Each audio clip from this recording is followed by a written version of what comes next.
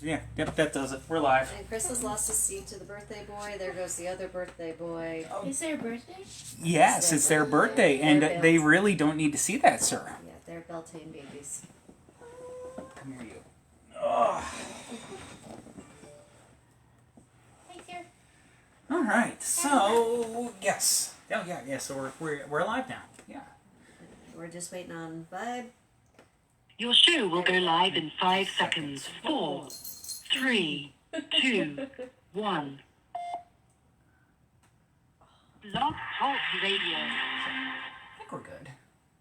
You think we're good? Yeah. You sure we're good? No, I'm not sure. It's Mercury retrograde, folks. Talking about England tonight. We are talking about England tonight, and there goes the birthday boy again. That was a Nico. He's showing off. Yeah. So, all right. So, hi. How's it going, folks? We are competing with the Met Gala, it seems, as well. Oh, is that tonight? It's tonight, apparently. Well, This is not the coronation. That's Saturday, right? This Saturday? That I is don't Saturday. know. Do they know? Oh, that's us, guys. Yeah, that is Saturday. I don't know. But anyway, so happy Monday. Happy May Day. May Day. Happy Beltane. Yeah. Yeah, Then we hit it all. Cheers, we jump everybody. over fires today. Didn't build one, I should have. Yeah. This fireplace doesn't work behind us. I jump over a candle. It counts. Yeah, it's a flame. With everything else going on, I don't necessarily trust myself to not. I had smoke Fall in the into- kitchen, so you know You that did. counts, right? You did have smoke in the kitchen. That Hi, counts. Patrick. But anyways, we won't get into that. But yep, we've had a lot going on. Kind of, sort of. I mean, tours going on. And Yeah, we had a private tour booked today. yeah. So amazing Z is out handling that and actually should be wrapping that up pretty much right now. I didn't see them. Maybe They- she takes a different tour than me. Or I think they finished inside Patrick Henry's Mm. because they That would make sense. so they were looking forward to a cocktail, and so I think we rerouted it for them to actually go back to Patrick Henry's and finish there with a cocktail inside. So yeah, And yeah. Alex and Baby are watching. Baby Charlie, is it? Clark. Baby Clark. I will remember this soon. It takes a few times. Yeah, Sir, do not harass your sister. His whole face. Are you gonna stop me? Yes. Ah, Excuse me. So, but anyway, so yes, the cats are being cats, and so tours have been going on. Still doing tours Thursday, Friday, Saturday nights. This coming Thursday, if you want to get out for something on the free side, at least no cover charge, so to speak, you can join. Go May to the 5th. May the 5th. You can go to Revenge of the Sith. Richbrow and catch some Star Wars trivia. So. You know you want to go. That'll be fun. It'll be a fun time. Yes. But yeah, other than that, I mean, it's been kind of low-key. Kind of. Trying to. Whole lot of stuff that y'all don't need to know about. We know that you tuned in to hear about stories from haunted England.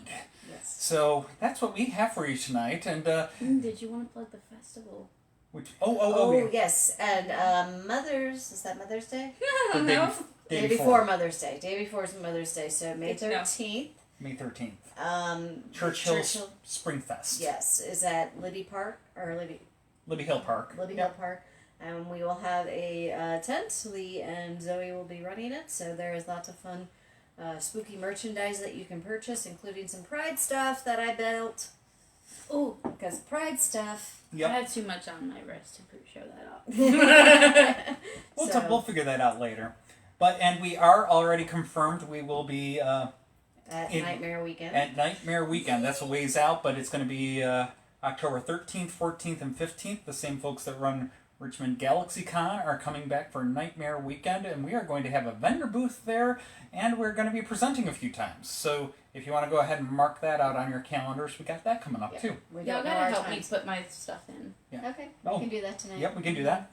There's a whole lot of stuff between now and then too, and we'll fill you in along the way. But yeah, in the meantime, Let's talk about England. Let's England. Now, England. very, very, right off the top, we'll mention this is not London. We've done that. London is part of England. Yes, we realize that. There's a whole lot of spooky stuff there, but we are not talking about London at all tonight because, number one, yes, we have already done a Haunted London. We specifically did it around London transportation, so a lot of tube stations and stuff like that. But we also hit it in castles, too. Yeah, and we've talked about, yes, so we've talked about London a couple times, and I'm sure with the amount of stuff that they have there, we will come back and revisit London more in future shows, but tonight is about other places in England. Other places in England. So, just want to put that out there. What? Actually, York's did not make York's this. going to make I its know. How very dare you? Because York's going to be its own. Okay, Yeah, I guess that makes sense. York's They're both got haunted plenty. cities. York qualifies for its own show. Yeah, I agree. York is a very special place. Yeah, Yes, so it is. there's a lot of stuff. I mean, It's old. England's old. It's Yeah. super haunted. Yeah. So we're going to be talking about some really old stuff tonight. And there's a fun mixture of road hauntings, puppy hauntings. Yes, Patrick, that one's for you. Be careful with these puppies. Yeah, Oh wait, or is that next week's show? that might be next week's That might show. be next week's show. So These puppies are okay. yeah. Okay. Anyways, you want to take it off the top? All right, so England is a small but highly varied country with global impact over the last several centuries that we can't, overstate. But as the cornerstone of the United Kingdom, it has long sported the title of the empire on which the sun never sets. While the global power has waned in recent decades, England is still a well-established country that punches above its weight. It is the center of the capital, at its center is the capital of London, a renowned city of the arts, culture, architecture, and history, and royal coronation this weekend. We have taken a hard look at the haunting of London before, explored in our Haunted London Transportation on January 3rd of 2022. It's been 16 months ago. Yep. But of course it's not going to be the last time we're going to talk about London, but we're going to talk about the rest of the country because they deserve their due as well. So let's start with the Dunstable Hitchhiker. This is in the Midlands, which of course is in central England. The region hosts many of the stereotypical features that people think of when they are talking about England outside of the major cities. Rolling hills, fields of grain, cattle and sheep, small town with deep historic roots. And at night, between these towns, a countryside is dark and the stories of the spirits run rampant. However, late in the evening on October 12th of 1979, the spirits were not at the forefront of Roy Fulton's mind. He was, of course, from the town of Dunstable, and he was driving home after a game of darts at a pub in the neighboring town of Leighton Buzzard. Yeah, Leighton Buzzard. Leighton Buzzard. That's a fun name. They And it's have good names over there. Yeah, Oh, Norway's got good names too. they do. There you go. So on an isolated stretch of Station Road, Roy found a young man looking for a lift. Roy was in a good mood and a generous one at this point in time in the evening. He was basking in the glow of the darts game that he had enjoyed with his friends and the prospect of Liverpool match that would be the following day. So he came to a stop and gave the young man a chance to catch up. The young man was casually dressed in dark trousers, a jumper, and wore a white-collared shirt. Nothing seemed out of the ordinary. The man opened the passenger door and got in, and when he was asked where he wanted to go, his only response was to point further down the road. Okay. Unperturbed by the silence, Fulton continued his way down the misty road and his new passenger quietly in tow. After a few minutes, Fulton tried to make small talk, but his passenger's silence couldn't be broken. While certainly odd, he wasn't unconcerned. The young man was odd, and he seemed harmless enough. Eventually, Fulton decided to offer the youth a cigarette. It's at this point where the warning lights suddenly started to flash in his head. He leaned forward to grab that pack of cigarettes, but when he turned to offer one to the young man, he was gone. Fulton quickly brought the van to a stop, turned on the interior light, and looked into the back, thinking that the young man must have somehow clambered into the back without being noticed. But the young man wasn't there. At no point had Fulton stopped the van, and the young man certainly had not opened the door and thrown himself from the vehicle. The young man was just gone. Fulton was completely alone. Fulton was terrified. He drove in a panic to his local pub, the Gilder in Dunstable. He burst in and started stuttering about his experience with the owner, Bill Stone, and a group of local regulars. Now, while the story was bizarre, Roy's story was taken seriously. He was a respected and well-liked member of the community, not someone who was prone to pranks or hallucinations. In fact, Fulton's story was considered credible enough that it was covered by the national newspapers. Fulton was later interviewed by writer and researcher Michael Gross in 1985, and he took part of the respected television documentary series Arthur C. Clarke's World of Strange Powers. On both occasions, he told the same story without any deviations or embellishments. That one night in October 1979, he took a ghost for a ride. And years since then, the story has resurfaced across the UK in various forms, but never in such a simple and chilling way as the way that Dunstan tale was told.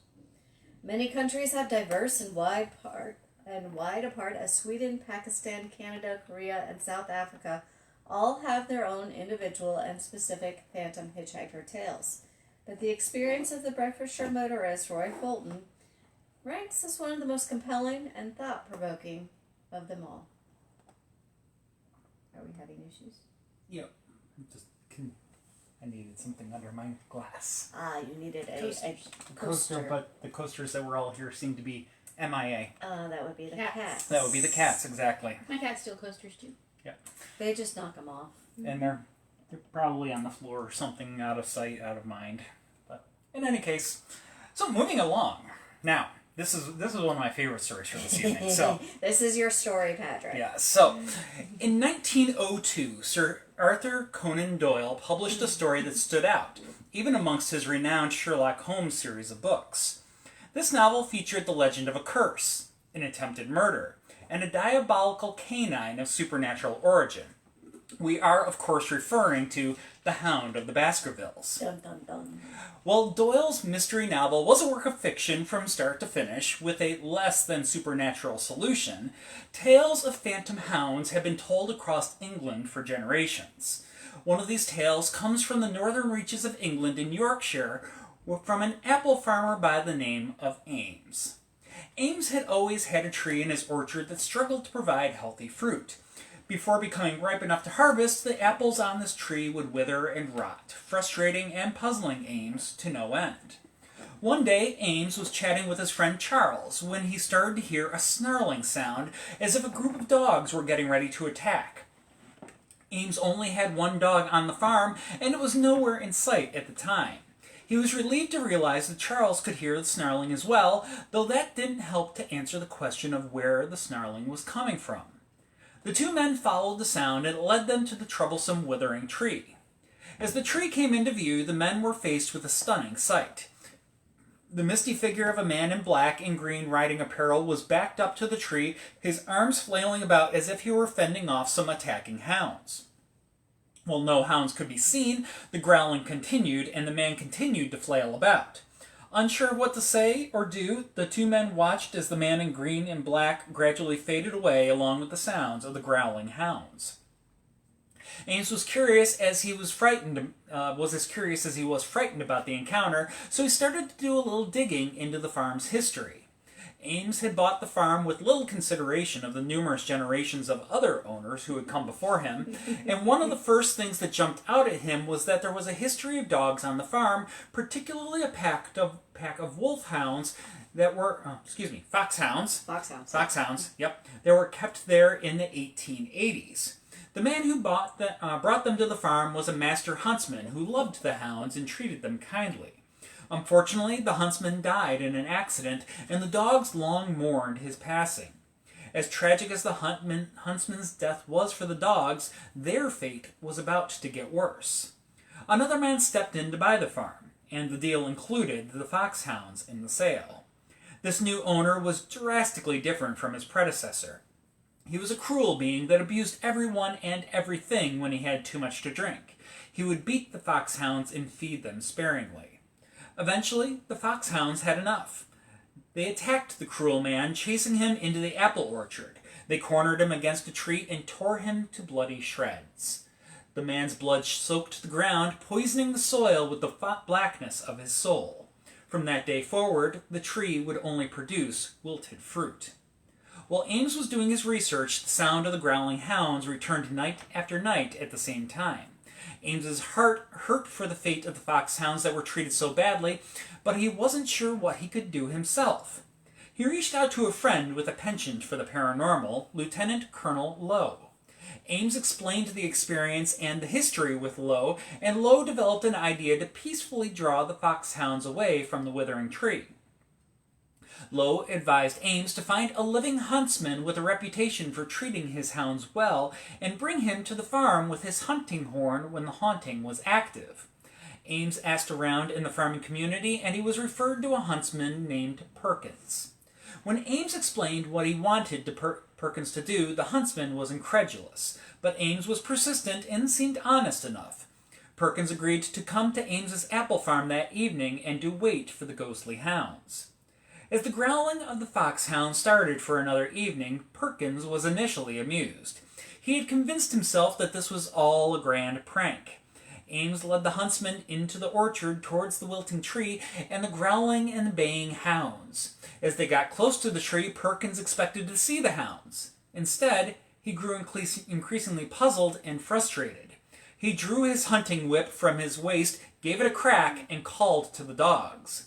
Perkins and Ames listened as the baying continued and the sound of several paws pattered across the ground from the tree to the two men. Still, no visible dogs. At a lack of words or any other ideas of what to do, Perkins drew his hunting horn and blew the call to return home. The baying immediately stopped, leaving the two men alone and in silence. From that day forward, the hounds rested, and they have never been heard again at Ames's apple farm. Beware your beanstalk. I see that. He wants a lap, and mine is full.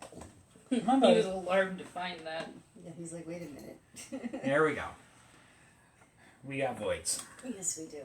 Hey, there. Please don't jump over your brother. You could have climbed over into Lee's lap. Yes, you could have. You don't have to take the long and hard route. I do love how they just like disappear on the camera. They do. Yep. It's like I have a big black blob. The void. And occasionally you see a collar, which lets you know it's not me. Yeah, they just like both appeared when you guys started talking about dogs. Excuse me. Yeah, it's like you may not speak of that. Alright, so we're going to pop over to Marlowe and the Grey Lady of Bisham Abbey. I like Marlowe. The guy's pretty cool. The place is neat. Yeah, not really that Marlowe, but Marlowe, yeah. I know what you mean. Cool guy. So Christopher Marlowe. back in central England along the southern edge of the county of Buckinghamshire stands the town of Marlowe on the north bank of the River Thames. Now just across the river stands a beautiful manor house known as Bisham Abbey. The house was built in the mid-1200s for two members of the Knights Templar, but after the suppression of the Templars in the early 1300s, the home went to the series of ownership changes and was used for multiple purposes. Queen Elizabeth of Scots was confined here for a time during the Scottish Wars of Succession, and in 1337 the first Earl of Salisbury attempted to make the site a religious centre with the construction of Bisham Priory next door. Now, the priory never became the big pilgrim site that the Earl had hoped for. The monks did actually live there until King Henry VIII dissolved the monasteries in 1530s. Legend says that the monks were very displeased to be evicted from their home, so they cursed the abbey and anyone who would dare to purchase the home that they had been deprived of. The abbot's exact words were said to be, "As God is my witness, this property shall never be inherited by two direct successors, for its sons will be hounded by misfortune." Seems the words actually carried some weight, as nothing remains of the religious buildings today, and the manor house has inherited the same name as Bisham Abbey. Cursed or not, the abbey has a long history as an eerie atmosphere and, of course, rumored to be haunted. On a walk around the abbey, one will find ancient flags, portraits of long-dead individuals adorning the walls, and in the great hall, a portrait of Dame Elizabeth Hoby can be found, and it's worth a closer look, because if you haven't seen her wandering the property, you're probably going to cross paths with her. She is known as the Grey Lady of Bisham Abbey. Oops, I just made that too small to read. There we go. Over the years, there have been many sightings of the Grey Lady. It's a local story told about a woman who was a sergeant in the Women's Auxiliary Air Force during World War II. working mainly as a telephone operator. She was a practical woman with no time for ghostly tales. She worked the graveyard shift and would need to walk through the Abbey to get to her workstation. On her walk, she would glance out the Abbey windows, watching the moonlit reflect on the nearby River Thames.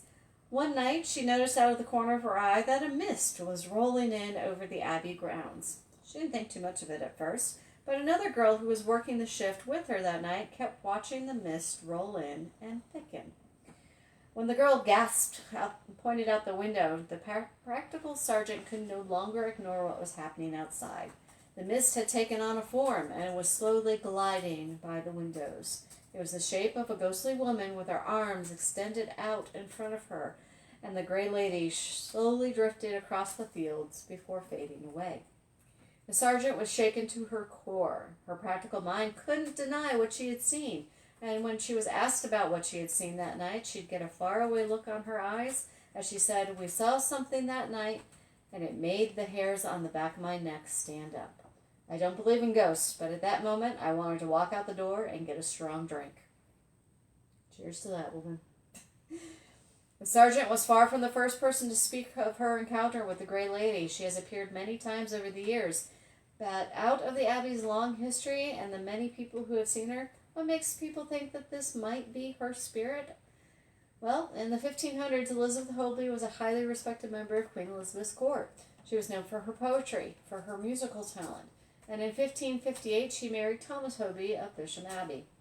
Thomas was a noted translator. In 1566 he was knighted and became the English ambassador to France.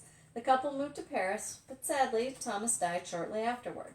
In the 8 years that they were married, Elizabeth had 4 children, 2 girls who died in childhood, and 2 sons named Edward and Thomas. Later she married for the second time to Lord John Russell. Elizabeth had 2 more daughters during this marriage, named Elizabeth and Anne. It's during Elizabeth's second marriage that the family records get a little fuzzy. In addition to her 2 daughters, there are rumors that state she may have had another son named William. Elizabeth wanted all of her children to become successful, and Elizabeth was angry because William struggled to read and write to her standards. It was said that she struck her son in a fit of anger, and he died as a result. While William is missing from the official family genealogy, it doesn't mean he didn't exist. His whole story could be considered a chapter of the family history that they considered best forgotten for all those centuries ago. Despite being the one who caused her son's death, Elizabeth was said to be full of grief and remorse for the rest of her life. She may have also been unable to find the rest after her death in 1609, becoming the Grey Lady of Bisham Abbey. Some of those who have encountered her spirit report that she has been weeping and wailing and desperately trying to scrub the blood of her son from her hands. Sounds like This sounds very familiar. I've heard that before, for sure. the play that shall not be No, named. yes, we will not name that play. In another encounter in the late 19th century, Admiral, there we go, Edward Van Sittart, reported that he came face to face with the famous ghost. He was playing chess with his brother one night, and it was very late in the evening, and of course this is where the portrait is hanging. And when the game was finished, his brother decided to retire to bed. Edward lingered in the room a while longer with his back to the portrait, but he soon felt that he was no longer alone. Expecting to turn around and find his brother had returned for some reason, he was shocked to see Dame Elizabeth standing there. He quickly glanced past her shoulder and was horrified to see her portrait frame stood empty on the wall. He fled from the room, only returned the following day to find everything back the way it should have been. I love it when ghosts step out of their paintings. Yeah. It's a little cliche, but I it's love it. fun. I love it.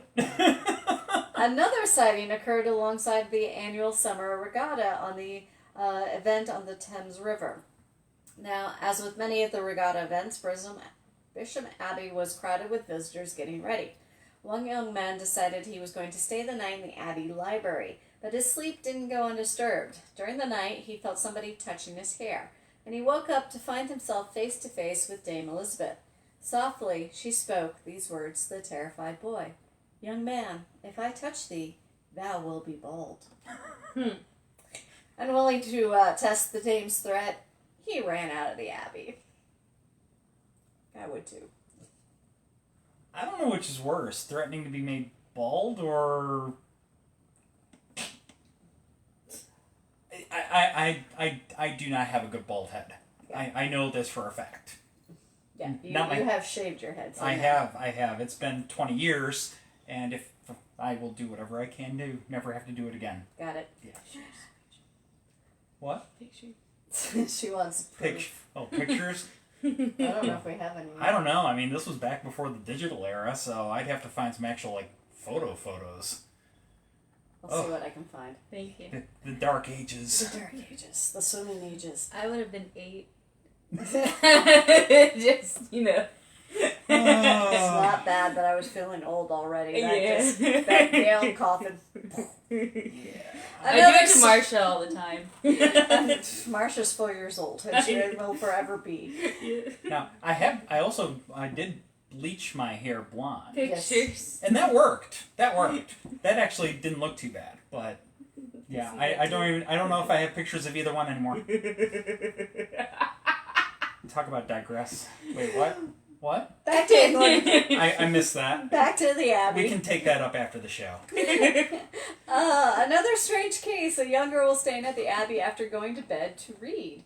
She noticed her dog started to get agitated. His hackle rose up, and he leapt from the bed with a yelp and ran from the room. To the girl's astonishment, she looked as her watch that had been placed on the bed rose up into the air, shot across the room. Sorry, dude, I don't have a toy. As if it was thrown by an unseen hand. Then sheet music was thrown about, her vanity case was knocked over, the curtains of the bed were wrenched open, and standing there in front of her was a woman wearing what appeared to be an old-fashioned nightgown. In a state of shock, the girl ran from the room and downstairs, where she told her story. She was shown the portrait of Dame Elizabeth, and the girl immediately recognizes as the woman who intruded into her room.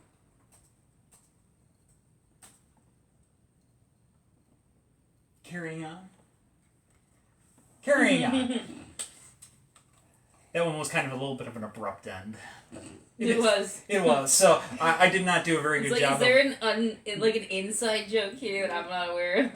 No, there wasn't. No, That's all his editing. Yeah, sorry. That was I guess you could say a misedit on my part. Look how tired he is. It's so hard to be the birthday boy. It is. He's been so much trouble today. So much trouble today. Well, it's not really much different than any other day. Yeah.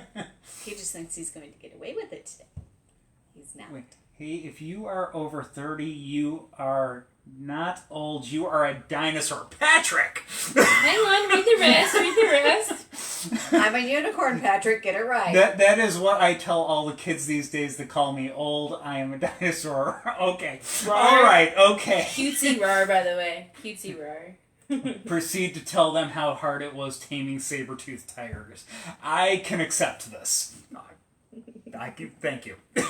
Yeah, no, I'm a unicorn. And when I'm not a unicorn, I'm a dragon. Oh, cheers. Cheers. I would get my drink, but then I'd smush a Vincent. Read the rest. Yes. Sorry, Patrick. I know. Anyways, all right. There might be a slight bit of punchiness today. Just a smidge. It's okay. It's all good. But yeah, so we will move along to our next general location. I say general location because we are going to a region with several haunted locations. He's gonna ask if you needed help. I might. So, in the north of England, in the Lake District, the county of Cumbria is home to the highest peaks and deepest lakes in England. It's also the location of several manor houses which have acquired a reputation for otherworldly phenomena. First, on the outskirts of Kendal, along the River Kent, we have historic Levens Hall. Originally consisting of a tower built in 1350 to defend the border against the Scottish raiders, Levens Hall expanded through the Elizabethan era to become the landmark manor home that it is today. Many families have called Levens Hall home over the centuries, but some of the residents there have taken up a more permanent residence over the years, whether they were invited in or not. The most notable of which is known as the Grey Lady. Yes, we have another Grey There's Lady. a lot of Grey Ladies in England, by the way. Yes, they're all over the place. Why aren't they evergreen? Good question. Might be the filter. I'm just saying, it's a color filter. Yep. So the story of the Grey Lady starts in the 1700s. They're not in Ireland. A starving gypsy woman came across Levin's Hall and stopped to beg some relief for her empty stomach. Instead of providing the woman with even so much as some scraps, she was spitefully turned away empty-handed. Wait, this doesn't end well. As she succumbed to her hunger, the gypsy woman uttered a curse stating that the hall will never go from father to son until a white fawn is born in the park and the River Kent freezes over. I got a white squirrel, not a white fawn. Does that count? You digress. That's why I'm here. Anyways, so at that time, Levin's Hall had a herd of black Norwegian fallow deer. It was nearly 2 centuries later, in 1896, that the little white fawn was born into the herd at a time when the River Kent was frozen over. This was the time when Alan Desmond Bagot was born to the Bagot family that resided at Levin's Hall. While the curse may have been broken, it's said that male heirs to Levin's Hall are still only born when the weather is freezing. It also seems that the gypsy woman is not done with Levin's Hall, as she now wanders the corridors of the great manor and is sometimes seen on the nearby bridge covering the River Kent as the Grey Lady. Anytime someone tries to interact with the spirit, she mysteriously disappears. What, we saw the albino squirrel? Yes. Yes. Boom. I want to show Lee. Okay, yeah. But that was yesterday? That was yesterday. What? There's an albino. There's an albino squirrel in the neighborhood, and for some reason the white deer. I know why. The brain is a mysterious thing. Oh, he's so pretty. I should have sent it to you and said, DM, does this mean I have a quest? Yes, it does. I'm gonna have to make an albino squirrel quest. Yeah. I said, last time I had an albino squirrel, I blew up a bar. You always blow up a bar. Just saying. It doesn't help that the white squirrel was a wizard who went mad. Okay, so this is in the realm of games. Mm-hmm. Okay, I mean, I believe you either way. All right, roll for charisma. All right, you want the next roll one? for focus. Yeah, roll for focus. It's a wisdom. Wisdom. Yeah. Wisdom has left the building. Yes, God. Alright, Moresby Hall. Moresby Hall, not Mosby. I know this one. This is cool, guys. So this is to the northwest outside of the town of Whitehaven, overlooking the Irish Sea. Today, Moresby Hall is a luxury hotel, but it has roots dating back to the 12th century and some creepy tales back to its earliest days. Yes, we will be booking a room. During the structural altercations, human remains were uncovered at Moresby Hall. 3 skeletons were uncovered under the floor of the main entrance, and the bones of a child were discovered in a chimney. That's never good, but at the same time, that's what happens in England. Thought it was usually cats. Oh, there's that too, but that's for a functional reason. We'll get into that actually next week. I guess there is a function for children. There's foreshadowing. Chimneys to hide them. Anyway, while their identities are an enduring mystery, there's another story about some of the remains that may still linger in the walls of Moresby today. In the wake of the collapse of the 1715 Jacobite uprising, it is said that Yay, Scotland. one of the supporters arrived at Moresby seeking refuge. While the man was granted entry, it seems that he starved to death while residing there. Instead of burying him or disposing of his body in some other traditional way, the legend is that he was walled up in a hidden room, and that he hasn't been found to this day. Yeah. Many believe that these bodies, both the confirmed and the rumored, have fueled the haunting activity at the hall for generations. Some guests claim that to have witnessed the ghost of the hapless Jacobite wandering the corridors of the hotel, while others have cited the specter of a cavalier on the stairs. Bet he makes some noise. Clank. Clank, clank, clank. Clank. These entities are far from alone, as further manifestations include a shadowy figure that lurks in the corners, disembodied cries of wailing children heard in the dead of night, and indistinct shapes which slowly drift from room to room. That's called cats. Just saying. Do you know You that can't see there them. there are two cats Right in the there. frame right now, front and center. 1, 2. You can't see them. He's actually just pointing at air. He's tricking you. One thing is for certain, even if you're the only official guest of Moresby Hall, you'll never truly be alone at this supernatural hotspot. No. That's very nice. Patrick wants you to some point follow up with the story of your white squirrel wizard.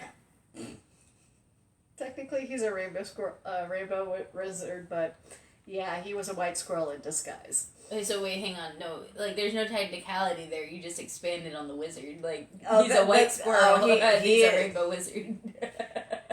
He is a fun guy to play games with. And he always ends up doing something really ridiculous. My cat shirt. What? What? What? What? What? Oh, and Alex, cat mouflage. Yep. That's a Yep. good one. Yeah, those lovely glow in the dark. You will get punished for that one later, Alex, but that is a good one. Okay, all right. Let's see. So we're not done. There's another one. So Dalston Hall. So this is off to the north between the city of Carlisle and the town of Dalston. We find the historic hall turned wedding venue, Dalston Hall. I've noticed something. What's that? For a place that likes to call hallways corridors, they've got a lot of halls in England. They do. Yeah, because halls are entire buildings. They're not just a section of the building. So Look, guys, I've had some beer. Yeah. My jokes aren't all Oh no, the word choices are fun. I love the English. They're fun. Yes. So, like Levin's Hall, Dalston Hall was originally constructed over 500 years ago as a defensive structure to help protect against incursions from the nearby Scots to the north. Today, they throw open the doors to everyone, including the Scots, to help couples celebrate their special day. In addition to hosting weddings, Dalston Hall also features 10 guest rooms for those looking for a luxurious historic stay. If you do want to spend the night here, just don't be surprised if you have a brush up against one of Dalston's more permanent resident spirits, as Dalston Hall is reputedly one of the most haunted hotels in all of England. Well, a variety of spirits have been encountered here over the years. One of the most frequently cited is known as Lady Jane. Lady Jane is seen wearing a Tudor-style dress and is most often seen in the Baronial Hall, one of the oldest parts of the building. If you find yourself in room 4, you may find another lady spirit seated by the fireplace. She is thought to be the unquiet spirit of a maid who fell down the stairs and broke her neck several generations ago. It's in the cellar where things can become a little harrowing. Psychics who have visited Dalston Hall's cellar have reported encountering a sinister spirit that they have deemed Mr. Fingernails, on account of it having unusually long fingers and fingernails. Sir, we need to have a manicure session. This non-human creature appears as a black fog with something protruding from its forehead. While it hasn't physically harmed any living person, it does seem to delight in scaring them before gliding away through the walls and floors of this creepy space. That said, not everything feels evil in the cellar. There's also a phantom known as the Handyman. Usually seen sporting tweed trousers, it is described as an imposing yet friendly presence. The handyman has been known to chip in and help the living workmen who come to the cellar to move things around. The handyman has a particular proficiency for shifting the heavy barrels that are used for storage down there. I'm sorry, buddy. Numerous other spirits have been reported throughout Dalston Hall, including many women who are dressed in attire from a variety of eras. An unsettling one is seen being dragged by her hair through Dalston before being savaged and possibly thrown out a window in the corridor by rooms 4, 5, and 6. Some think that she was possibly a courtesan who was at the hall back in the 1500s. On a slightly brighter note, there are sometimes echoes of a bygone party that are heard and sometimes seen in the Barronel Hall. A crowd of people and high-pitched music from a previous era are heard here, and dogs wander amongst the throngs of people, searching out whatever scraps that they can steal. A trip to Dalston Hall is rarely disappointing for those with a penchant for the paranormal. Dun, dun, dun. I don't think I want to go there. Yeah, no, I think I could take a pass on that one myself. But, anyways. I'm upsetting the bedsit because I keep moving the legs. So, oh, you got it? Well, if you're looking there, I need to have it. Yeah, that's true. You're being very nerdy in the chat. That's our kind of people. It's great. Alright, so we're going to move over to Mayfield and Loews Cottage. We head back to the central part of England in County Staffordshire, where, of course, it's not going to be much that makes this village stand out among other villages dotting the English countryside, but Loews Cottage is a 200-year-old farmhouse that definitely qualifies as a historic standout in, of course, our world in the United States. But it seamlessly blends into England's historic landscape because they've been around longer. It's truth. Alright, in 1994, Loews Cottage had seen better days. It was in a state of disrepair when Andrew and Josie Smith bought it and moved in with their children Daniel, Stephen, and Lindsay. Their dream was to renovate it into their forever home. The charming little house had no known violent past that they knew of, and the location was peaceful and quiet. The couple looked forward to their new life on the farm, but their plans were about to get upended in the most unexpected and, of course, terrifying way. It started with small, inexplicable occurrences. Things would go missing or turn up in places where they had no business being. Lights would turn on or off by themselves, and unexplainable cold chills would suddenly pass through the rooms out of nowhere. At first, the Smiths tried to, of course, explain these away like you do, but that would change one day when Andrew was in his study and his typewriter suddenly began to vibrate with increasing intensity until it flew clear off the table right before his eyes. Soon afterward, more objects were flying off the shelves in front of the family and other members of the family. A horrible spell started to manifest inside the house from nowhere. Covers would be ripped from the beds when they tried to sleep. Loud music and noises blasted through the house. Strange mists would materialize and drift from room to room, along with many other terrifying and inexplicable phenomenon. Finally, when Josie was in the kitchen one day, the apparition of a young girl in a blue dress appeared in the corner, staring at her.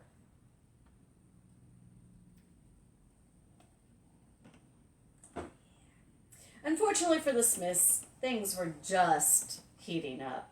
Ominous shadows would lurk about in the house and would sometimes even make physical contact with the Smiths, poking, pushing, prodding them, and in one case, lifting up Josie's dress. One evening, Josie was terrified to wake up to the sensation of hands around her neck, which tightened their grip on her as if strangling her, even though no one else was in the room with her at the time. And another time she woke up pinned to the bed by an unseen entity. Andrew had the horrifying experience of his own when he allegedly was suddenly surrounded by a thick fog that made it seem as if he were moving underwater.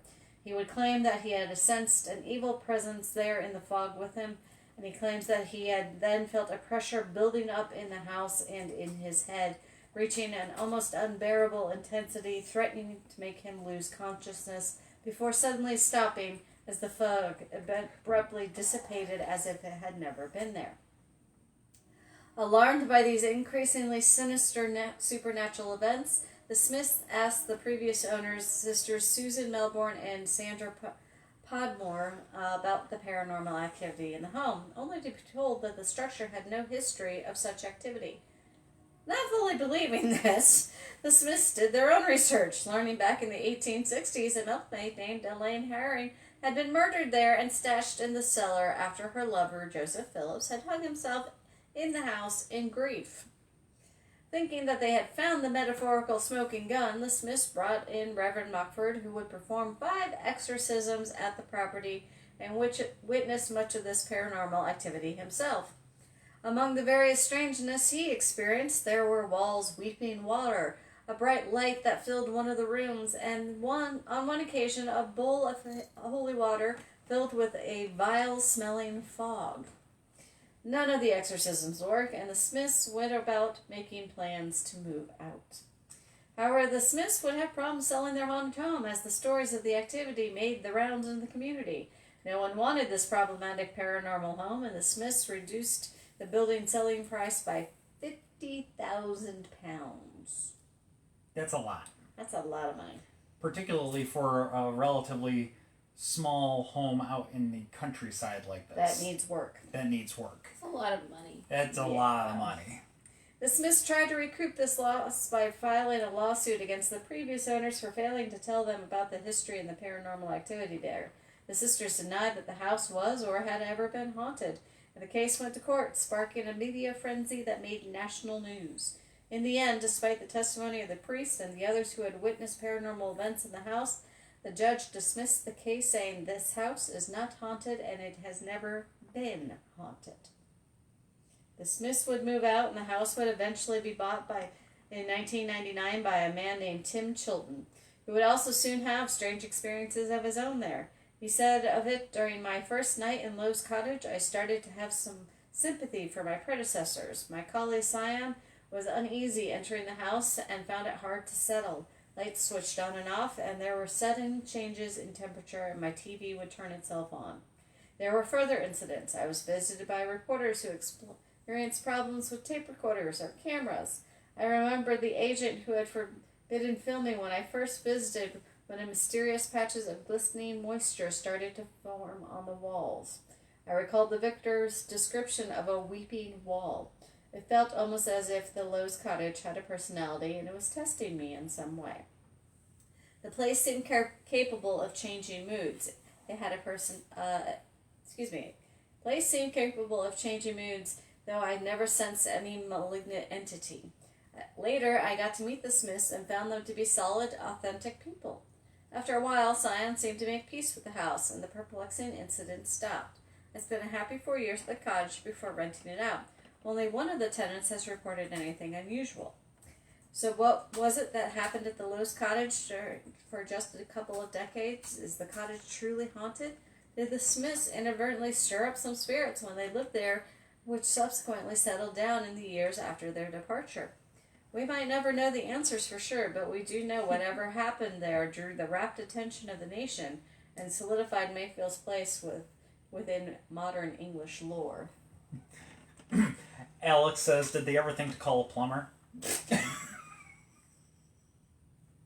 Roto-Rooter. Good question, and Patrick's curious as to whether the exorcism was performed by a priest of the Church of England or a Roman Catholic one, which I don't know. I would bet probably Church of England. Probably. But anyways. What year was it?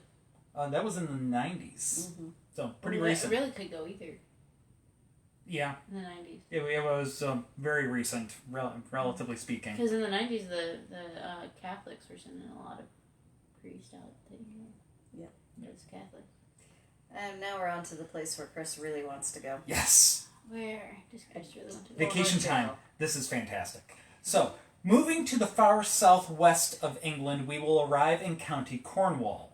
Renowned for its beautiful beaches and untamed moors, Cornwall is a land unto itself. At the center of this county is the town of Bodmin, and on the edge of town is the imposing Bodmin Jail.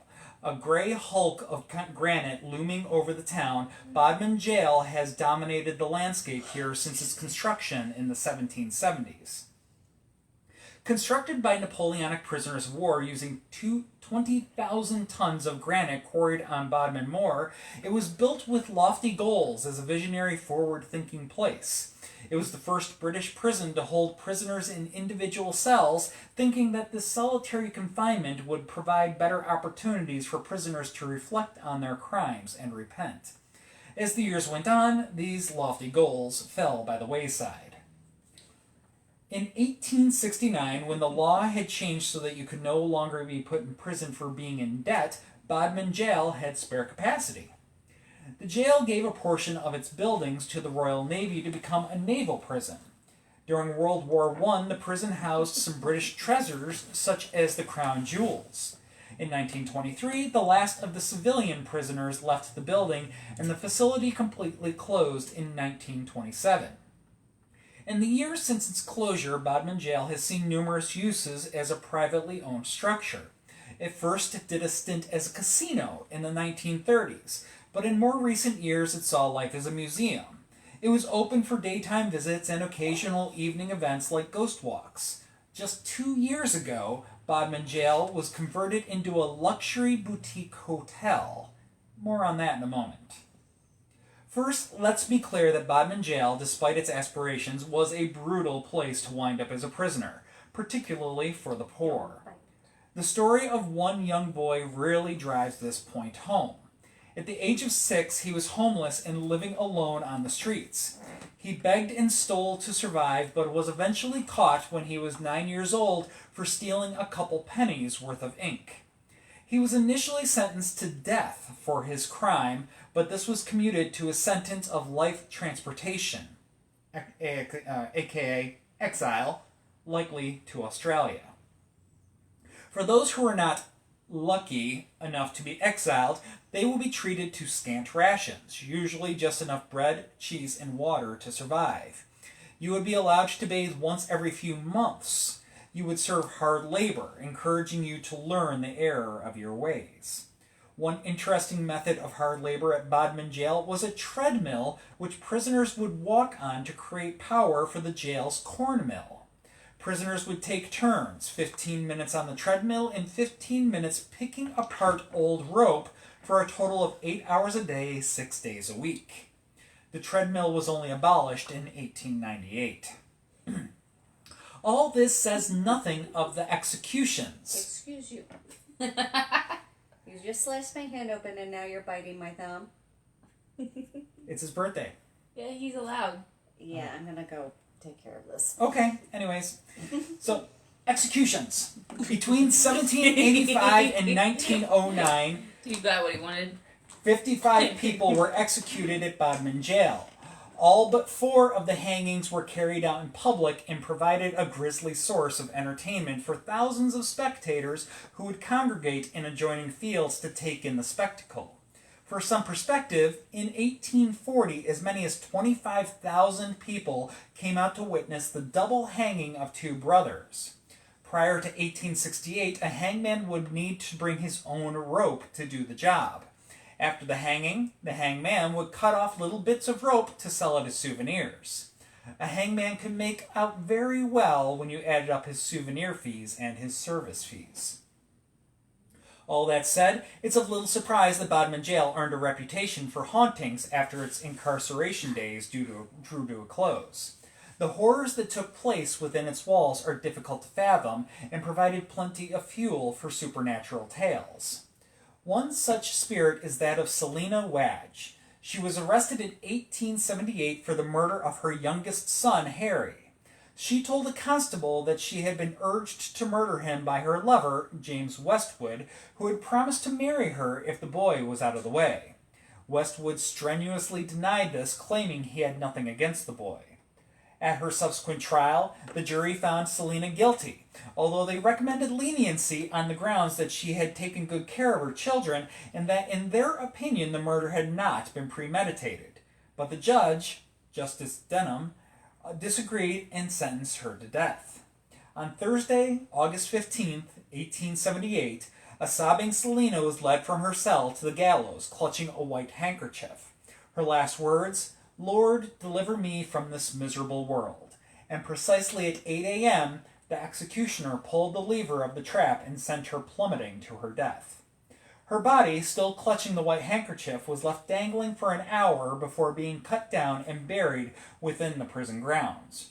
Her ghost, though, still wanders the prison, where she tries to reach out to small children who often inquire about the crying lady in the long dress. Then there's the story of Matthew Weeks, a crippled farmhand who was arrested for the murder of his lover, Charlotte Diamond.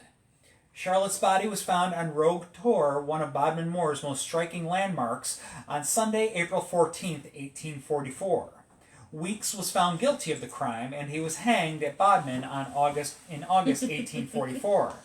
20,000 people turned out to witness his final moments. Matthew's spirit seems to be restless, as numerous people have reported seeing him pace through the jail, pleading his innocence. For her part, Charlotte's ghost, clad in a gown and silk bonnet, is still said to appear at the site of her murder on the anniversary of her death. It may be that she is restless at the thought that her real murderer was not caught. In recent years, hindsight has lent some credibility to Matthew's claims about his innocence. If true, it's hard to fathom what must have been going through Matthew's mind in his final days. Then there's William Hampden, the last man to be executed at Bodmin Jail. Hampden was convicted of murdering his girlfriend, Emily Treda. It's believed that William and Emily became engaged to be married in 1908, but after a few months, Emily had second thoughts and broke off the engagement. William broke into Emily's family home and ended her life. He was convicted in June 1909 and executed a month later. William was one of the few to be executed in the new gallows that were constructed in 1897. Over a century after his execution in 2017, a couple was touring the jail by themselves when they captured the image of a slight figure in a black outfit on camera. The figure's stature and its location in the jail has led many to conclude that it is the lingering spirit of William. These are just a small handful of the many spirits that reportedly wander at Bodmin Jail. People have also reported seeing former wardens and prison officers. Several guests have been subjected to the terrifying experience of having a cold hand grasp their shoulder in the depths of the dungeon, only to remember that they are quite alone. On the lower levels, very young children have screamed in terror as people have witnessed a faint female figure trying to snatch them away. With all that said, time will tell if the hauntings continue at Bodmin Jail. With the luxurious conversion that it recently received, the building has lost some, but not all, of its foreboding nature. Cramped and dank cells have been opened up to create 70 rooms, with soft furnishings, eye-catching lights, and more amenities than a bygone prisoner could even hope to dream of. That said, they did clean up and retain the exposed stone walls as a constant reminder of the building's heritage. You can also enjoy an amazing meal and beverages at the in-house restaurant and bar, a far cry from the stale bread and moldy cheese of just a few generations ago. Not all of the building has received a complete makeover. Parts have been preserved to illustrate the grisly past, and you can request tours of these much less luxurious parts of the building. They have left plenty of dark corners where the resident spirits may still lurk, out of sight, but not forgotten. If dark tourism is your thing, Bodmin Jail is a must-visit if you find yourself in County Cornwall. I want to go. What? No. What? What? Oh. Go for it. Okay, I keep reading. Got it. Noted. Injury. Injury. Okay. Yeah. Vincent got this hand, Nico got this hand. Injury. I am not allowed to... Yeah. Noted. Alright, so, moving along. So what does it take to be named the most haunted village in England?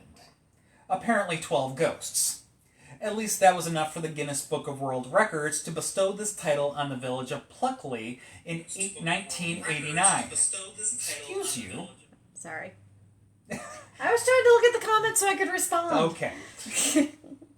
So, village of Pluckley in 1989. Pluckley is situated in County Kent in the southwest of England. Aside from its ghosts, the area is also known for its idyllic countryside, a landscape of patchwork of fields, sprawling woodlands, and abundant orchards. This outwardly normal appearance and the way in which the residents carry on with life as usual is very deceiving at a glance. Pluckley's paranormal portfolio includes a screaming man who is believed to have worked at the village brickworks before falling to his death. While he has never been seen, his terrified cry has sent chills through locals for many years. At St. Nicholas Church, the ghost of the Red Lady Daring has been seen wandering the churchyard and the chapel where she was laid to rest. It is said that the Red Lady's illegitimate baby died at birth, leaving its grieving mother to die shortly afterwards from a broken heart. The chapel area is the focus for a large amount of paranormal activity, including unexplained knocks, bangs, and a dancing light in the window. The churchyard is also reportedly home to a ghostly white lady and a phantom white dog.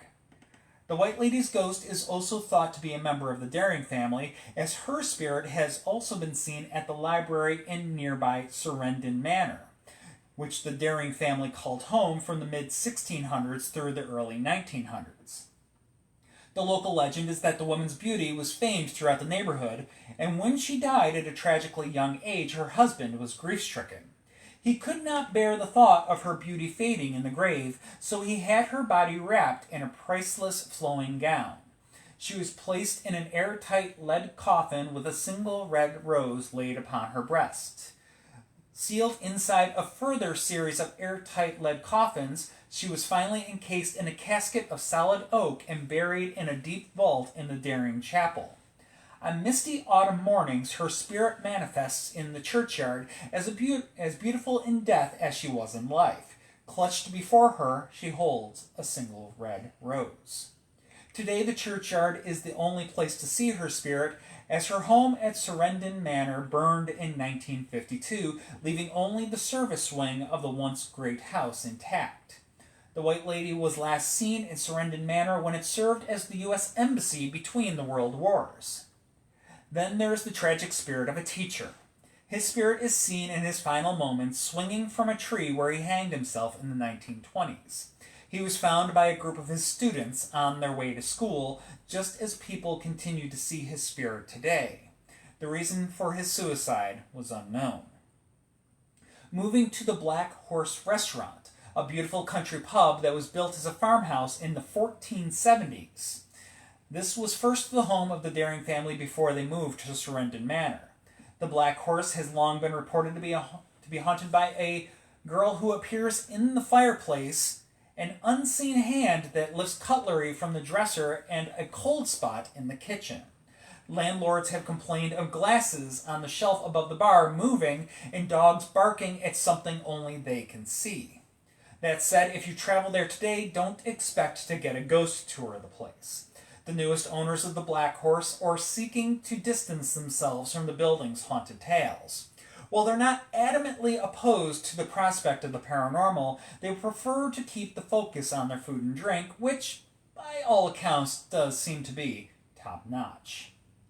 Pluckley's most intriguing ghost story concerns Robert Dubois, a murderous highwayman who frequented the area, surprising his victims by using an old hollow oak tree at the crossroads, fittingly called Fright Corner.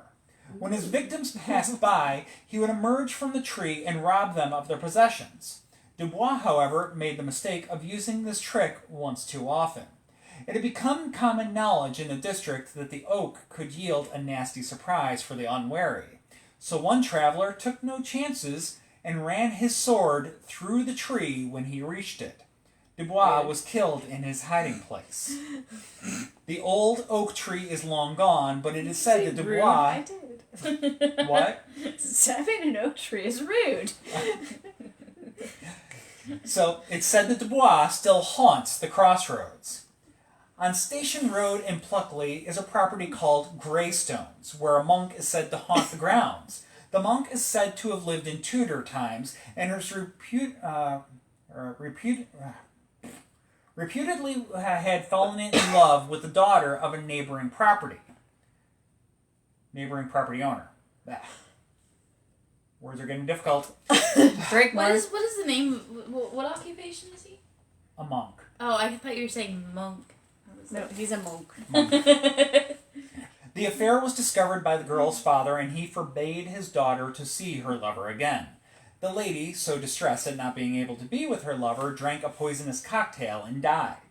The monk sat in a state of melancholy and bitterness. Melancholy? Yes, thank you. I got you. Words. His His only beard's not gone, guys. No, it's not. You still got that much. His only solace was to walk the green fields and leafy lanes where they had enjoyed so many romantic interludes together. As the years passed, he sank deeper into depression, pining for his dead lover, and finally died of a broken heart. Mood. His ghost, however, continues to wander the neighborhood to this day. Elvie Farm has long been known as the haunted hotel in the area, where numerous ghost sightings have been reported over the years. The oldest part of the farm was built in 1406, and there's also a collection of stables and outbuildings dating from the 16th to the 18th centuries. The most prominent spirit at the farm is that of Edward Brett. He was the farmer here at the turn of the last century. As the story goes, in 1900, he gave his wife 15 shillings and a penny to each of his children. He then whispered to his wife his last words to his wife were, "I will do it." He then walked calmly into the old dairy and committed suicide by shooting himself. Edward Brett reportedly still haunts the premises. Owners of the farm and guests of the hotel have seen his ghost on numerous occasions. Staff and visitors have often reported hearing the words, "I will do it," whispered in their ear, as well as the sounds of disembodied footsteps and creaking floorboards. This is just a sampling of the ghostly tales to come out of this little haunted corner of England, a beautiful village with a not-so-secret spooky side. So again, that was the village of Pluckley. And that was our last story for this evening. I think it's very impressive that you can say the word pluckly, but not melancholy. Melancholy. Melancholy. That's what wants to come out of my mouth. I don't know why. Melancholy.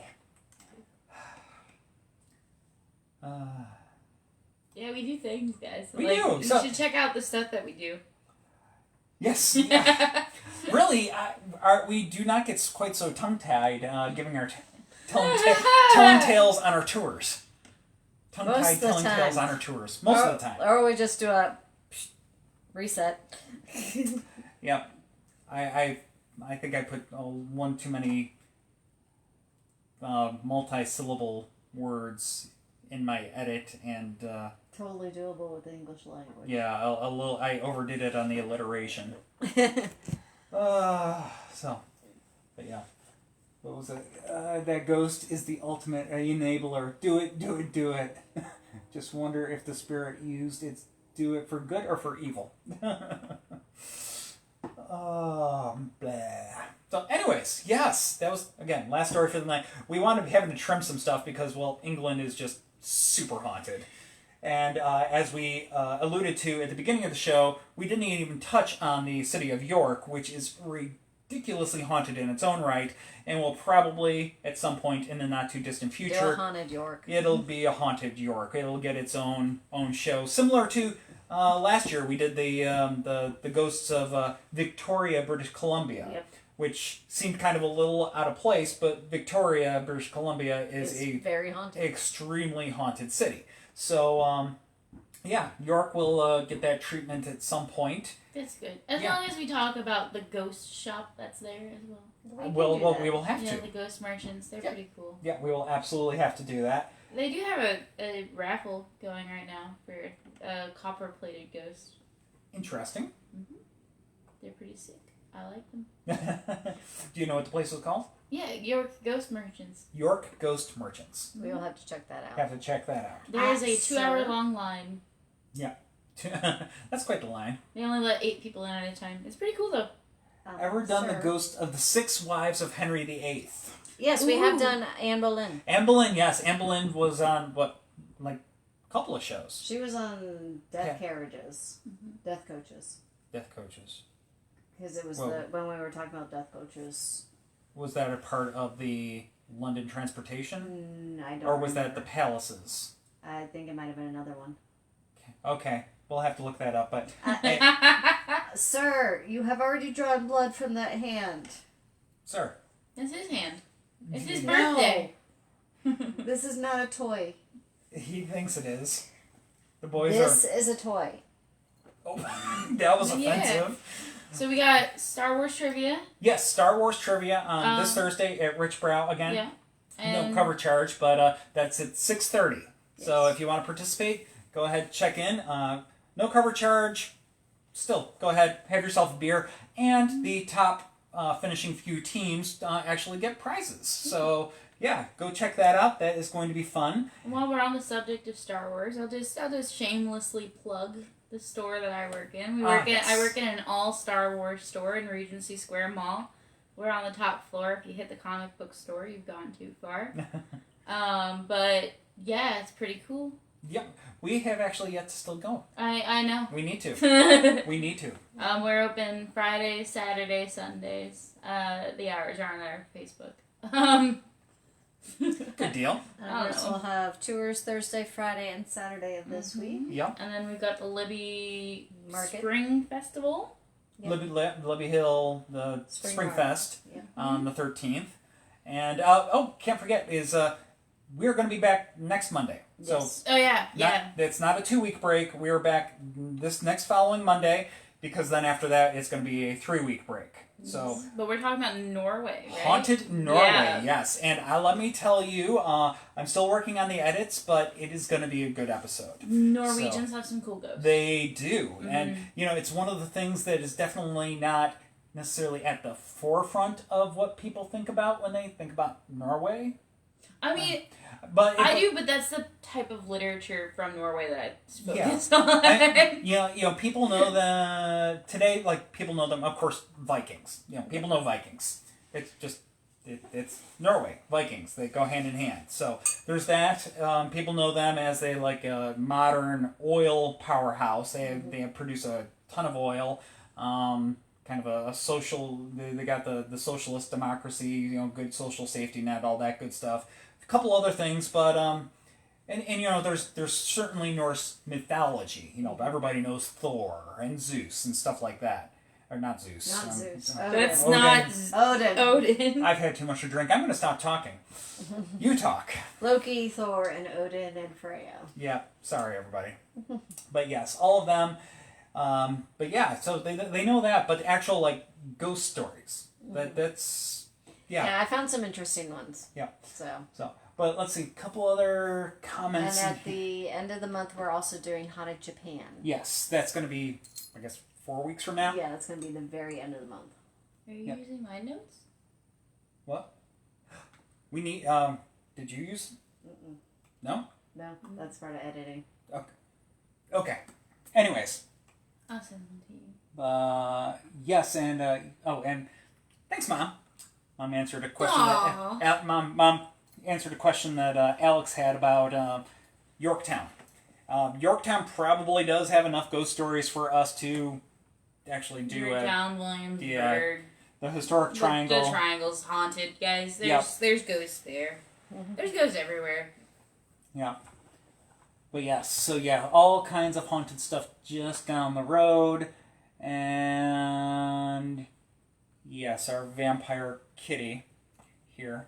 Trying to give him some chicken. He's offended by the It's chicken. not real chicken. That's not a real chicken. And Vincent's trying to sleep. Yeah. Well, now that he sliced and diced me. He got his blood. Yeah. This one got me on this hand earlier A today. Norwegian Lutheran minister. That must be really neat. Wait, what? Patrick, a dude that goes to my church grew up near Norway. He said his uncle was a Lutheran minister. Gifted him an imp that has looked over his family for generations. That's pretty cool. Cool. Norwegian mythology, like Norwegian history and all that stuff, the culture is super duper cool. I study like my major is gonna be medieval literature, but focusing on Norwegian and Icelandic literature. They got cool stuff over there. I like those people, and Norwegians are super fun too. You guys are gonna have so much fun. I love the fact that we're going to be there on their National Day. Yes, you are. Yes. You are. And that's gonna be sick. Wait, when are you going? Wait, We leave next Wednesday. next Wednesday? We make You might be there for Eurovision.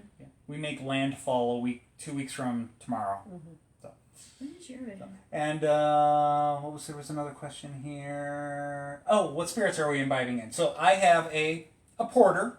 It seemed to be appropriate for England. The English love their porters. Now it is a porter from Hardywood here in town, so it's the gingerbread porter, but it's a porter. I had considered going and actually getting an English beer at the grocery store, but just never got around to it. So I was drinking tea all night. you were drinking, which is also British. appropriately English. Also, actually, it looks like we're opening for May the 4th at the Star Wars store. We might be doing a promotion as well, so if you want to, Patrick, if you want to check out the website, or the Facebook, definitely look at that. Yeah. Yes, the infamous gingerbread beer. Yep. It keeps very well. So. Yes, it ages well. But, yeah, so all kinds of good stuff going on. But yeah, we're looking forward to being back just a week from today. Yep. And yeah. So yeah, again, in the meantime, May the 4th be with you. You got Beth was on theme. Hmm? Beth was on theme. Yeah. According to Alex. I'm all Hogwarts right now. So. I'm not. I have a Shakespeare on here. No, you can see me. You don't know. I am dressed up like an English person. Yeah. Yes, you are. Actually, that is generally my vibe, apparently. Yeah. We don't intentionally leave you off camera. You could be on camera if you were so inclined. I'm not good at camera. Okay. There we go. Noted. So, but all right. Oh, Star Wars Merchant Square? No. No, Regency Regency Square. I got on camera. Yes, you did. Yep. She does exist. So not Williamsburg, the Regency Square Mall, Parham Road out in West Henrico. Yeah, the mall that everyone thinks is dead, but somehow isn't. Yeah. There's also a cereal store there now. Yep. And a pancake store. Yeah. They're doing more to focus on like experiences and niche stuff to try to draw people back in and give the mall some life. Let me tell you, it works. Mm-hmm. Guys, it works. Yeah. But yeah, so all right. So yeah, let's see. We will go ahead. We'll sign off for this evening. Mm-hmm. We will bid you all a good night. Thank you for tuning in. And if you have any questions, just keep dropping them in the chat. We can still come back and get to them. But thanks for watching, and hope to see you all again next week. In the meantime, Toodaloos. toodaloo. Bye.